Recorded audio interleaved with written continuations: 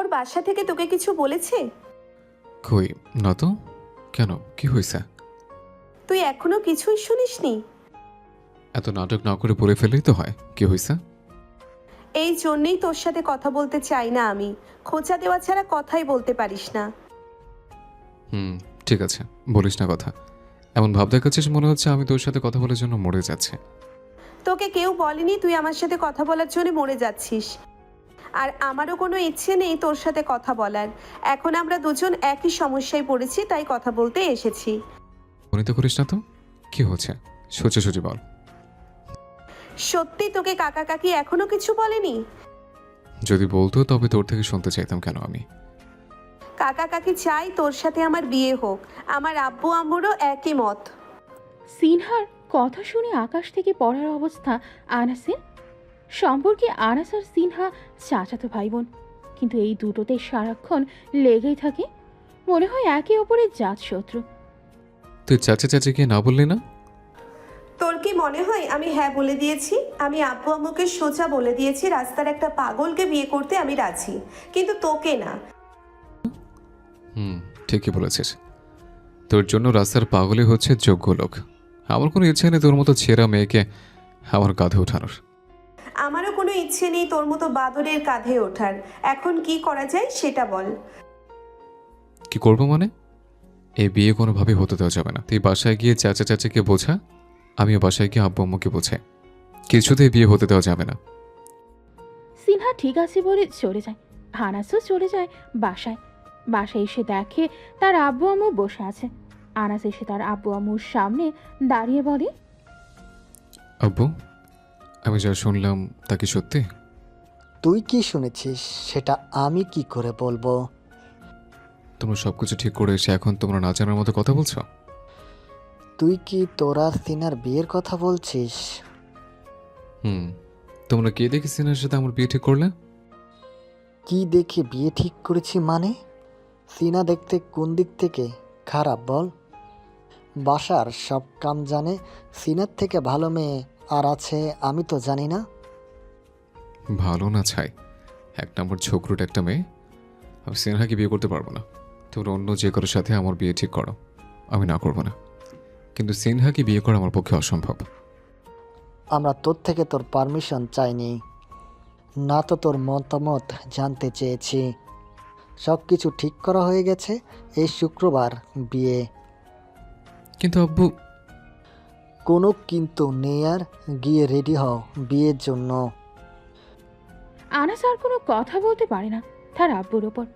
চুপচাপ সেখান থেকে নিজের রুমে চলে যায়। তোমারকে আগেও বলেছি সিনহা, তোমার বিয়ে আনাসের সাথেই হবে, এটা নিয়ে আর কোনো কথা নেই। তোমরা তো শুধু তোমাদের কথাই বলছো আম্মু। আনাসও রাজি না আমাকে বিয়ে করতে, আর আমিও রাজি না আনাসকে বিয়ে করতে। তোমরা কেন বুঝতে পারছো না? ছোট থেকেই তোমার কাকা আর আমরা ঠিক করে রেখেছি তোমাদের বিয়ে দেব, আর এটাই হবে। তোমার বা আনাসের কোনো কথা এখানে হবে না। চুপচাপ বিয়ের জন্য রেডি হও। আমি কিন্তু উল্টোপাল্টা কিছু করে বসে থাকবো আম্মু। চেষ্টা করতে পারো, বিয়ে তোমার আনাসের সাথেই হবে, আর কোনো কথা শুনতে চাই না। সিনহা রেগে মেগে সেখান থেকে চলে যায় নিজের রুমে। রুমে এসে তার আগে কটমট করতে থাকে। কিছু সময় পর মোবাইল হাতে নেয়। এরপর আনাসকে কল করে। আনাস মন খারাপ করে রুমে বসে আছে। হঠাৎ তার মোবাইল বেজে ওঠে। মোবাইল হাতে নিয়ে দেখে সিনহা কল করেছে। কল রিসিভ করে আনাস বলে, সিনহা বল। কোনো কিছুতেই তো লাভ হলো না। তোর বাসায় খবর কি? আব্বু আমার কথা শুনতে রাজি না। সে যা আছে তাই হবে বলল। এরা কি শুরু করেছে বুঝতে পারছিস না? আমাদের ইচ্ছের বিরুদ্ধে কেন এরা আমাদের বিয়ে দিতে চাইছে? কি লাভ তাদের তারাই জানে। কি করবো বুঝতে পারছে না। বাসা থেকে পালিয়ে গেলে কেমন হয়? এমনটা করা যাবে না, এতে করে পরিবারের সম্মান নষ্ট হবে। পরিবার তো আমাদের কথা মানতে চাইছে না। তবু এসব করা ঠিক নয়। কত কষ্ট করে তারা আমাদের বড় করেছে, তাদের মনে কষ্ট দেওয়াটা ঠিক হবে না। তাহলে এখন কি করব? বিয়ের জন্য রাজি হয়ে যাব পরিবারের কথায়? এছাড়া আমি আর কোনো রাস্তা দেখছি না। তোর কথা শুনে মনে হচ্ছে তুই এই বিয়ের জন্য রাজি। যদিও ইচ্ছা নেই তোকে বিয়ে করার, কিন্তু এছাড়া উপায়ও নেই। তাহলে কি এখন এটাই একমাত্র রাস্তা? আমি তো অন্য কোনো রাস্তা দেখছি না। তোর কাছে যদি অন্য কোনো রাস্তা থাকে দেখ তুই। সিনহা আর কিছু না বলে কল কেটে দেয়। আনাস মোবাইল বেডের উপর রেখে চোখ বন্ধ করে একটা দীর্ঘশ্বাস ফেলে। দুজনেই আর কোনো উপায় না পেয়ে বিয়ের জন্য রাজি হয়ে যায়। দেখতে দেখতে চলে আসে বিয়ের দিন। খুব ধুমধাম করে দুজনের বিয়ে হয়ে যায়। সিনহা বউ সেজে আনাসের রুমে বসে আছে বেডের ওপর। অনেক বড় আর সুন্দর করে সাজানো হয়েছে বাসর ঘর। আনাস দরজার বাহিরে দাঁড়িয়ে আছে। যদি আজ তার ইচ্ছে করছে না তারই রুমে যেতে, কিন্তু রুমে না গিয়ে উপায় নেই। রুমে ঢুকে দরজা বন্ধ করে দেয় আনাস। সিনহা ঘুমটা সরিয়ে আনাসের দিকে তাকিয়ে বলে, দরজা বন্ধ করলি কেন? কেন গো, দরজা বন্ধ না করলে আমরা বাসর করব? আজকে আমাদের দুজনের বাসর রাত, দরজা তো বন্ধ করতেই হবে, তাই না? কি এসব বললো ভেবেছিস? একদম ফালতু কথা বলবি না। দরজা বন্ধ করেছি যাতে কেউ ভেতর আসতে না পারে। আর তোর সাথে বাসর করার কোনো ইচ্ছা আমার নেই। চুপচাপ সোফায় গিয়ে ঘুমা। আমি কেন সোফায় ঘুমাবো? তোর প্রয়োজনে তুই গিয়ে সোফায় ঘুমা। এক্সকিউজ মি, রুমটা আমার আর বেডটাও, সো আমার বেডে আমি ঘুমাবো, তুই গিয়ে সোফায় ঘুমা। রুমটা আগে তোর ছিল, এখন এটা আমার রুম। আরে বাবা, এর জন্য অধিকার দেখানো শুরু করে দিয়েছিস? পরে বলবি আমি তোর স্বামী, আমার উপরও তোর অধিকার আছে। জেগে জেগে স্বপ্ন দেখা বন্ধ কর। এমন কিছু আমি সিনহা কখনো বলবো না। সময় নষ্ট করিস না তো, ঘুম পাচ্ছে, গিয়ে সোফায় ঘুমা। আমি ভুল করে সোফায় ঘুমোতে যাব না, আমার বেডে আমিই ঘুমাবো। আমি সোফায় ঘুমাবো না, আমি বেডে ঘুমাবো। ঠিক আছে ঘুমা, আমি বেডে ঘুমাচ্ছি। রাতে যদি উল্টাপাল্টা কিছু হয় আমাকে বলতে আসিস না। বলেই আনাস বেডের এক পাশে শুয়ে পড়ে। সিনহা মুখ ভেংসি দিয়ে উল্টো পাশ ঘুরে শুয়ে পড়ে। মনে মনে দুজন দুজনকে বকতে থাকে। শয়তান বজ্জাত একটা, বিয়ে হয়ে গেছে এখনো তার ইগো দেখাতে হবে। কি হতো এসে বললে যা হবার হয়ে গেছে, এখন আমরা সবকিছু ঠিক করে সংসার করি। না, তা বলবে কেন? ইগো না দেখালে কি ওনার চলবে? নিজেকে মহারানী মনে করেন উনি, বউ সে যে আমার জন্য তো অপেক্ষা করছিলে। কি হতো যদি বলতে বিয়ে যখন হয়ে গেছে শুধু শুধু আর ঝগড়া করে কি হবে? আমরা এখানে একে অপরের হয়ে যাই, মিলেমিশে থাকি, এটা বলতে পারো না? রুমে ঢুকতে ঝগড়া শুরু করে দিয়েছে। কেন দরজা বন্ধ করলে? আরে বাবা, আমাদের বিয়ে হয়ে গেছে, এখন দরজা বন্ধ করবো না তো কি দরজা খোলা রাখবো? পশ্চাতের হাতটি একটা, থাকতোই তোর এগো নিয়ে। দুজন এমন আরো অনেক কিছু বিড়বিড় করতে করতে ঘুমিয়ে পড়ে। পরের দিন সকাল 8টা। সিনহার ঘুম ভাঙলেই দেখে সে আনাসের বুকে। আনাস তাকে জড়িয়ে ধরে ঘুমিয়ে আছে, আর সেও আনাসকে জড়িয়ে ধরে আছে। ঘুমন্ত আনাসের দিকে কিছু সময় তাকিয়ে থাকে। তাকিয়ে থাকতে থাকতে মনে মনে পড়ে, কি সুন্দর লাগছে আমার বরটাকে ঘুমন্ত অবস্থায়। আচ্ছা, ও কি আগে থেকেই এতটা সুন্দর, নাকি আমি কখনো খেয়ালই করিনি ওর দিকে? ইচ্ছে তো করছে ওর সাথে এখন নিজেকে মিশিয়ে নিই। তোর পাশে ঘুমিয়ে থাকা মানেই পৃথিবীর সবচেয়ে নিরাপদ আশ্রয়ে থাকা বলে এখন আমার মনে হচ্ছে। তোর নিঃশ্বাসের শব্দ আমার সকল নীরবতাকে মধুময় করে তুলতে পারে বলে মনে হচ্ছে। কিন্তু ঘুম ভাঙেই তো আবার আমার সাথে ঝগড়া শুরু করবি, কারণ বজ্জাতটা তো চাই না আমাকে তুই ভালোবাসতে পারিস না। কি হবে আমাকে ভালোবাসলে? আমি কি এতটাই তোর অযোগ্য? কোনো সমস্যা নেই, আজ না হয় কাল আমাকে তো মেনে নেবেই। আমি সেদিনের অপেক্ষায় রইলাম। হঠাৎ সিনহা খেয়াল করে আনাস নড়াচড়া করছে। কি করবে বুঝতে পারছে না। আনাস তাকে এই অবস্থায় দেখলে সে তো এখন খুব করে লজ্জা পাবে। তাই লেট না করে আনাসের বুকে মাথা রেখে ঘুমের অভিনয় করে শুয়ে আছে। আনাস চোখ খুলতেই দেখে সিনহা তাকে জড়িয়ে ধরে ঘুমিয়ে আছে। সেও সিনহাকে জড়িয়ে ধরে আছে। কিছু বলবে তার আগেই আনাসের চোখ যায় সিনহার ঘুমন্ত মায়াভরা মুখের দিকে। এক পলকে তাকিয়ে আছে সিনহার ঘুমন্ত মুখের দিকে। মনে মনে বলে, তোর ঘুমন্ত মুখটা দেখে মনে হচ্ছে যেন এক রূপকথার রাজকন্যা গভীর ঘুমে আচ্ছন্ন, আর আমি সেই স্বপ্নের প্রহরী। তোমার চোখ বন্ধ, কিন্তু তুমি আমার হৃদয় সে ভালো জ্বালিয়ে দিচ্ছ। তোর ঘুমন্ত মুখের দিকে তাকিয়ে মনে হচ্ছে এভাবেই 1000 বছর কেটে যাক। তুমি ঘুমিয়ে আছো, আর তোমার নিঃশ্বাসের শব্দে আমার পৃথিবী শান্ত হয়ে যাচ্ছে। মনে হচ্ছে তোমার ঘুমই আমার ভালোবাসার সবচেয়ে নরম কবিতা। সময়টা এখানে থেমে গেলে মনে হয় ভালো হতো। তুই এইভাবে ঘুমিয়ে থাক, আর আমি তোর এই ঘুমন্ত মায়াভরা মুখের দিকে তাকিয়ে থাকি। সিনহা চোখ বন্ধ করে বুঝতে পারছে তার দিকে আনাস এক পলকে তাকিয়ে আছে। মনে মনে বলে, আচ্ছা আনাস, আমার দিকে এভাবে তাকিয়ে আছে কেন? কি এমন দেখেছো আমার দিকে তাকিয়ে? ও কি আমার মতোই মনে মনে সেসব ভাবছে যা আমি ওর ঘুমন্ত মুখের দিকে তাকিয়ে ভাবছি? এসব ভাবতে ভাবতেই সিনহা চোখ খুলে আনাসের দিকে তাকায়। আনাস হুট করে সিনহাকে চোখ খুলে তার দিকে তাকাতে দেখে থতমত খেয়ে যায়। কি করবে এখন, সে কি বলবে, সেই সবই ভাবছে। সিনহা বুঝতে পারছে আনাস যে তাকে চোখ খুলতে দেখে ইতস্তত বোধ করছে। মুচকি হেসে পড়ে, তুই আমাকে এভাবে জড়িয়ে ধরে আছিস কেন? তুই তো আমার বুকে এসে শুয়ে আছিস, আমাকে তোকে আগে জড়িয়ে ধরে আছে নাকি? তো আমি না হয় ঘুমের মধ্যে জড়িয়ে ধরেছি, তুই তো জেগে আছিস। তুই কেন জড়িয়ে ধরেছিলি? আবার প্রেমে পড়ে যাসনি তো আমার? যদি প্রেমে পড়িস বলতে পারিস, আমি ভেবে দেখব। আমার তোর খেয়ে দিয়ে কোনো কাজ নেই, আমি তোর প্রেমে পড়তে যাব। আটার বস্তাটা মনে হচ্ছে ওপরে পড়ে আছে, সর আমার ওপর থেকে। আমি আটার বস্তা? তোকে আজকে আমি খাইছি। বলেই সিনহা আনাসকে এলোপাথারি মারতে শুরু করে। আনাস শুধু নিজেকে সেভ করতে থাকে। হুট করে দুজনের হাত ফসকে যায় আর সিনহার ঠোঁট গিয়ে আনাসের ঠোঁটের সাথে জোড়া লেগে যায়। দুজনের চোখের দিকে তাকিয়ে আছে। কেউই নিজেদের ঠোঁট সরানোর বিন্দুমাত্র চেষ্টা করছে না। সিনহা চোখ বন্ধ করে নেয়। আনাস দুই হাতে সিনহাকে জড়িয়ে ধরে। এরপর আনাস সিনহার ঠোঁটে কিস করতে থাকে। সিনহা নিজেকে সরিয়ে না নিয়ে আনাসের সাথে তাল মেলাতে থাকে। বেশ অনেকটা সময় পর দুজন দুজনের ঠোঁটে কিস করে। কিছু সময় পর ঠোঁট সরিয়ে নেয়। দুজনেই এতটা সময় চোখ বন্ধ করেছিল। দুজনেই চোখ খুলে দুজনের দিকে তাকায়। সিনহার পুরো শরীর কাঁপছে। দুজনেরই হার্টবিট খুব দ্রুত চলাচল করছে। একে অপরের চোখের দিকে তাকিয়ে আছে।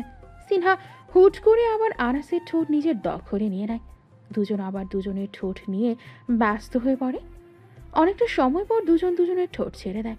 সিনহা আনাসকে শক্ত করে জড়িয়ে ধরে বলে, আমার পুরো শরীর কাঁপছে, আমাকে একটু শক্ত করে জড়িয়ে ধর না আনাস। আনাস কিছু না বলে সিনহাকে শক্ত করে জড়িয়ে ধরে। সিনহা আরও বেশি শক্ত করে আনাসকে জড়িয়ে ধরে। নিজের অজান্তেই আনাসের ঠোঁট চলে যায় সিনহার ঘাড়ে। সিনহা খুব দ্রুত নিঃশ্বাস ফেলতে থাকে। এক হাতে আনাসের পাঞ্জাবি খামছে ধরে, অন্য হাতে বিছানার চাদর খামছে ধরে। আনাসকে কোনো রকমের বাধাই দিচ্ছে না সিনহা। সিনহাও আনাসের সাথে তাল মেলাতে থাকে। আনাস ধীরে ধীরে ঘাট থেকে গলায় নেমে আসে। সিনহার যেন নিজেকে আর সামলাতে পারছে না, আরো বেশি পাগল হয়ে যাচ্ছে। আনাসও থামছে না, সেও নিজের কন্ট্রোল পুরোপুরি হারিয়ে ফেলেছে। আনাস সিনহাকে নিচে শুইয়ে দিয়ে সে সিনহার ওপরে শুয়ে পড়ে। এরপর পাগলের মতো সিনহার ঘাড়ে গলায় বুকে কিস করতে থাকে। সিনহা আনাসের চুল ধরে আছে, নিজের পায়ের সাথে নিজেই পা কষলাচ্ছে। বিছানার চাদর খামচে ধরে আছে শক্ত করে। আনাস ধীরে ধীরে সিনহার নাভির দিকে নেমে আসে। নাভি থেকে কাপড় সরিয়ে নাভিতে মুখ ডুবিয়ে দেয়। সিনহা আরও বেশি পাগল হয়ে ওঠে। আনাসের চুল টেনে ধরে ওপরের দিকে তুলে সিনহা কাঁপা কাঁপা কণ্ঠে বলে, এতটা পাগল করো না আমাকে, আমি আর পারছি না আনাস, পুরো শরীর কাঁপছে আমার। আনাস বুঝতে পারছে সিনহা এখন কি চাইছে। একটা চাদর দুজনের ওপরে নিয়ে নেয়। এরপর দুজন ডুবে যায় দুজনের মাঝে। কিছু সময় পর সিনহা আনাসের বুক থেকে মাথা রেখে শুয়ে আছে। আনাস সিনহাকে এক হাতে জড়িয়ে ধরে শুয়ে আছে। দুজনেই চুপচাপ। কিছু সময় পর আনাস বলে, আচ্ছা সিনহা, আমরা কি পারি না সব কিছু বলে একসাথে থাকতে? তুই তো আমাকে তোর শত্রু মনে করেছিস। তুইও তো তাই মনে করতিস, কিন্তু আগে যা হয়েছে তা ভুলে নতুন জীবন শুরু করে আমরা এখন নতুন জীবনে পা রেখেছি, তাই নতুন করে জীবনটা আবার শুরু করে। তাহলে আমাকে আগে প্রপোজ কর। এই অবস্থায় প্রপোজ করব? আচ্ছা তাহলে পরে প্রপোজ করিস, এখন চল গোসল করে নেই, লেট হয়ে গেছে অনেক। দুজনের গায়ে চাদর পেঁচিয়ে চলে আসে গোসলখানায়। একসাথে দুজনে গোসল করে নেয়। এরপর চেঞ্জ করে দুজন নিচে চলে আসে। তোরা এসে গেছিস, নাস্তা করবি? দুজন পাশাপাশি বসে পড়ে। এরপর একসাথে নাস্তা করে নেয়। নাস্তা শেষে সবাই একসাথে ড্রয়িং রুমে বসে আছে। তখনই সিনহার আব্বু আম্মু আসে। সবার সাথে কুশল বিনিময় করে সিনহা চলে যায় সবার জন্য চা নাস্তা আনার জন্য। জামাই আর মেয়েকে নিতে চলে আসলাম ভাই সাহেব। সমস্যা কই, নিয়ে যাবেন, আগে নাস্তা করেন, দুপুরে খাওয়া দাওয়া করে তারপর বিকেলে জামাই আর মেয়েকে নিয়ে যাবেন। একটু পরেই সিনহা চা নাস্তা নিয়ে আসে। সবাই একসাথে গল্প করতে করতে চা নাস্তা খেয়ে নেয়। বিকেলে আনাস আর সিনহাকে নিয়ে সিনহার আব্বু আম্মু তাদের বাসায় চলে আসে। ড্রয়িং রুমে সবাই বসে আছে। সবাই আনাসকে আগে থেকেই চেনে, তাই নতুন করে আর পরিচয় করাতে হয়নি। সবাই আনাসের সাথে মজা করছে। কিছু সময় পর সিনহা আনাসকে নিয়ে তার রুমে চলে আসে। রুমে এসেই সিনহা বলে, তুই আমাকে প্রপোজ করবি বললি, কই করলি না তো এখনো? এখনও তুই দিয়ে করেই কথা বলবো আমরা। এখন তো সব কিছু ঠিকঠাক হয়ে গেছে, তাহলে আমরা এখন তুমি তো আসতে পারি না? আচ্ছা ঠিক আছে, তাহলে এখন থেকে আমরা তুমি করে বলবো। এখন আমাকে প্রপোজ করো। আনাস মুচকি হেসে আশেপাশে তাকায়, কোনো কিছু দেখতে পায় না। হঠাৎ তার চোখ যায় টেবিলে থাকা একটা কলমের দিকে। গিয়ে কলমটা নিয়ে এসে সিনহাকে উদ্দেশ্য করে বলে, ফুল এখানে নেই, তা এই কল দিয়ে প্রপোজ করলাম। এটাকে আপাতত ফুল ভেবে নাও, পরে এক সময় ফুল এনে দেব। সমস্যা নেই, তুমি প্রপোজ করো। ভালোবাসার অনুভব যতই গভীর হোক না কেন, তা প্রকাশ না করলে সম্পর্ক পূর্ণতা পায় না। আর প্রপোজ করাটা শুধু ভালোবেসে বলার মধ্যে সীমাবদ্ধ নয়, বরং সেটা হতে পারে কাব্যময়, হৃদয় ছোঁয়া এবং স্মরণীয়। প্রেমিক প্রেমিকার মন জয় করার জন্য সুন্দর একটি প্রপোজাল ছন্দ অনেক সময় সে জাদুর মতো কাজ করে, যা চোখে জল এনে দেয়, আবার এক চিরস্থায়ী হাসিও ফোটায়। তোমার চোখে ডুবে যেতে ইচ্ছে করে, প্রতিটা নিঃশ্বাসে তোমায় ভাবতে ভালো লাগে। এখন বলো এবার সোজা কথায়, তুমি কি হবে আমার জীবনের সবচেয়ে সুন্দর স্বপ্নের সত্যি হওয়া ছায়া? চোখে চোখ ভুলে দুনিয়া থেমে যায়, তোমার কাছে আসলে হৃদয় গান গায়। তাই আজকে বলে এটুকু জানতে চাই, তুমি কি আমার হৃদয়ের ঠিকানা হতে চাও? সিনহা আনাসের সামনে বসে পড়ে। আনাসের হাত থেকে কলমটা নিয়ে আনাসকে শক্ত করে জড়িয়ে ধরে আর বলতে থাকে, হ্যাঁ অবশ্যই, আমি তোমার সাথেই থাকতে চাই। আমিও তোমাকে অনেক ভালোবাসি। তুমি আমার জীবনে আসার জন্য আমি কৃতজ্ঞ। তুমিই আমার সব কিছু। আমি এই মুহূর্তটার জন্য অপেক্ষা করছিলাম। আমি তোমার সাথে বাকি জীবনটা কাটাতে চাই। চলো একসাথে আমাদের ভবিষ্যৎ গড়ি। আমি কল্পনাও করতে পারিনি কেউ আমাকে এত সুন্দর করে বলবে, হ্যাঁ তোমার হতে পেরে ধন্য। হ্যাঁ, 1000 বার ধন্য। আনাস আর সিনহা দুজন দুজনকে শক্ত করে জড়িয়ে ধরে। কিছু সময় পর দরজা কেউ নক করে। দুজন স্বাভাবিকভাবেই বেড়ে পড়ে। সিনহার আম্মু দুজনের জন্য সন্ধ্যা নাস্তা নিয়ে এসেছে। সামনে রাখতেই আনাস বলে, চাচি, তুমি আবার এগুলো কষ্ট করে উপর আনতে গেলে কেন? আমাদের ডাকলে তো আমরা নিচে যেতাম। তুই কি আমাকে এখনো চাচি বলে ডাকবি? শাশুড়িকে কেউ চাচি বলে বোকা? এতদিনের অভ্যেস হুট করে কি চেঞ্জ হয়? তুমি বলো, আস্তে আস্তে বলবো। আচ্ছা ঠিক আছে, এখন নাস্তা করে নে। বলেই সিনহার আম্মু চলে যায়। দুজন নাস্তা করতে করতে গল্প করে অনেকটা সময়। রাতে সবাই একসাথে খাবার খেয়ে সিনহার আনা সিনহার রুমে এসে শুয়ে পড়ে। এভাবেই এক এক করে দিন কাটতে থাকে। দেখতে দেখতে কেটে যায় একটা বছর। আজ সিনহার সার্জারি হবে। সবাই হসপিটালে অপেক্ষা করছে। সিনহাকে হসপিটালে ড্রেস পরিয়ে রাখা হয়েছে। একটু পরই অপারেশন।